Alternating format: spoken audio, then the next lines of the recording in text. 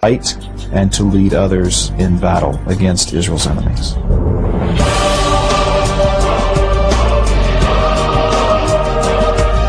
His physical strength found rival only in his moral weakness.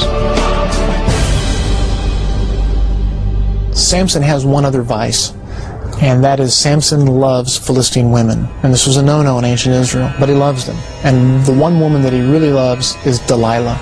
Philistine lords realize how devoted Samson is to Delilah. They use her as a kind of spy to find out the secret of his great power. Delilah was pressured into action. On several occasions, Delilah presses Samson to tell her why he's so strong. Samson thirsted for Delilah. And at first he lies. He does not reveal the truth about his Nazirite vows. And in the end, he doesn't even quite come clean. But he tells her that the secret of his power is in his hair. And if his hair is all shaved off, then he will become as weak as any man. She passes this information on to the leaders of the Philistines. They sneak up on him while he is asleep at her house. Samson loses his supernatural strength, his God-given strength, and they were able to bind him, and they gouge out his eyes. Samson gets his power back really by praying for it, by showing devotion to God, by asking God. God restores his strength. Samson topples the temple, and as the story says, he kills more Philistines in his death than he did previously in the rest of his life.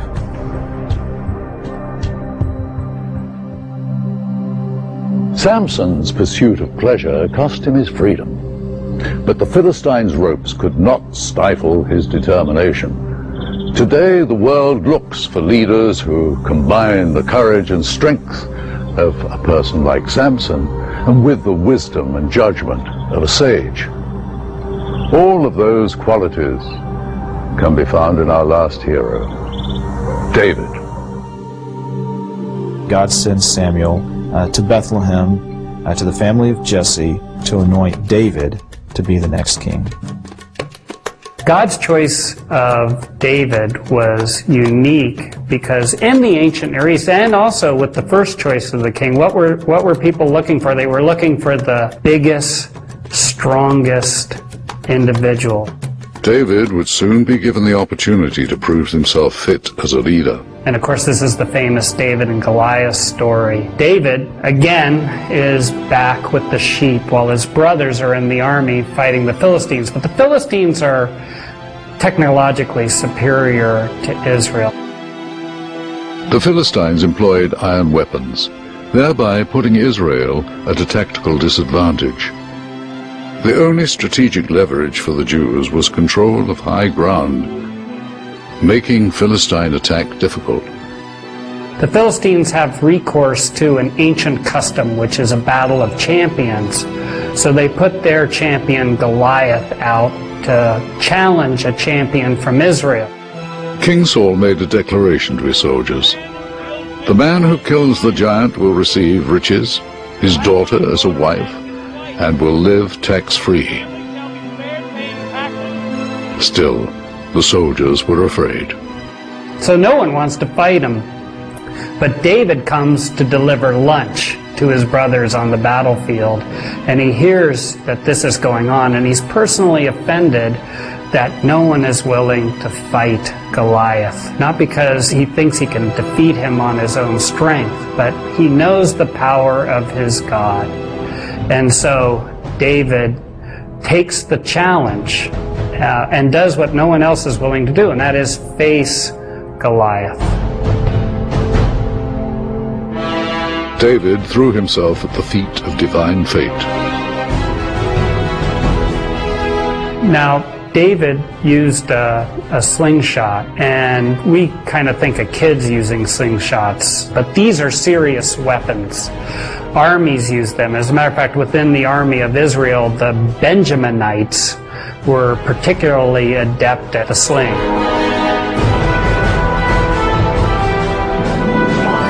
The sling held stones the size of baseballs. The gifted musician called upon God to empower him.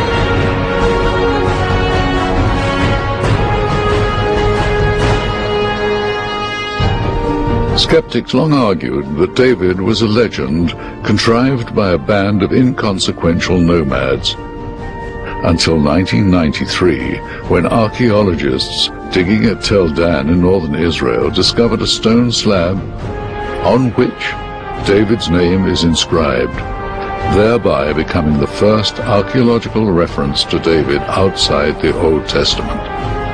David became the most celebrated king in Israel's history, as his lineage carries the blood of earthly royalty.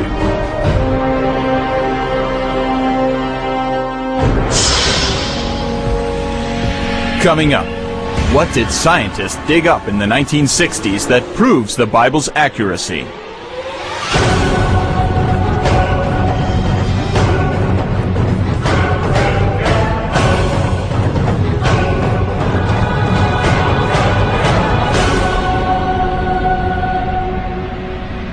Over 400 years passed between the last book of the Old Testament, Malachi, and the arrival of a religious teacher whose birth, life, and miracles would soon serve to shape the course of human history.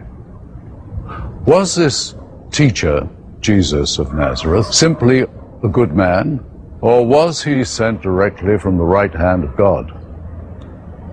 Let us take a look at the life of Jesus as recorded in the New Testament Gospels of Matthew, Mark, Luke, and John. Our question for the experts is, are these gospel accounts reliable? The reliability of the Bible has been repeatedly proven and demonstrated. Many people try to find contradictions in the Bible, but there really are none. I've yet to encounter any historical evidence that is contrary to what's found in Scripture, what's found in the Bible. To me, the Bible really is impressive in terms of its historical accuracy. As archaeology continues to uncover new evidence and as more manuscripts are discovered, the whole trajectory is that the biblical authors were very reliable in how they presented the history. The usual rule is, the farther removed you are from events of the first century, the hazier it ought to become. Because of archaeology, and because of 2,000 years of excellent biblical scholarship, the opposite is taking place. We're getting a clearer and sharper image of what's happening. There is no historical evidence that disproves the Bible. In setting out to examine the reliability of the Bible, what kind of proof will we require? Very often when we talk about proof, people are thinking in terms of a mathematical proof. They want it as solid as 2 + 2 = 4. But historical evidence doesn't add up the same way a math problem might. Evidence in history often relies on the quality of the testimony. So the question must be asked, how did we get these stories about Jesus? Where did they come from? Everyone agrees there was a period of orality when the gospel stories were passed down orally from community to community, mouth to mouth, if you will, as opposed to being written down, and that process took a few decades. But it was in a Jewish context in which they were used to reciting prayers that they had memorized. If this story about Jesus and his teachings had not been important, they would have been lost a long time ago. So they passed on these traditions. People heard Jesus tell a story. They saw Jesus work a miracle. They remembered, they shared, they turned that story over in their minds. The discovery of the Dead Sea Scrolls in the 1960s provided scholars an opportunity to measure copying accuracy. The scrolls, believed to be from the 1st century AD, contained an excerpt of the Old Testament book Isaiah. Scholars compared the Isaiah fragment with next available copy from the 9th century. The results are startling. 99.9% same text in both. So this idea that the copyists have, totally changed scriptures just does not work. And it really is a pretty worthless argument. There are non-biblical accounts of Jesus, and these are very important. In fact, some scholars have actually demonstrated that you can get the basic story about Jesus by not even looking at the New Testament. To the surprise of some, Jesus is also mentioned in other religious texts. When we look at the broader field of religion, and we consider writings from the Muslim world, the Quran, or from the larger Jewish world, the Midrash, Talmud, that we discover that Jesus is also featured in those writings as well.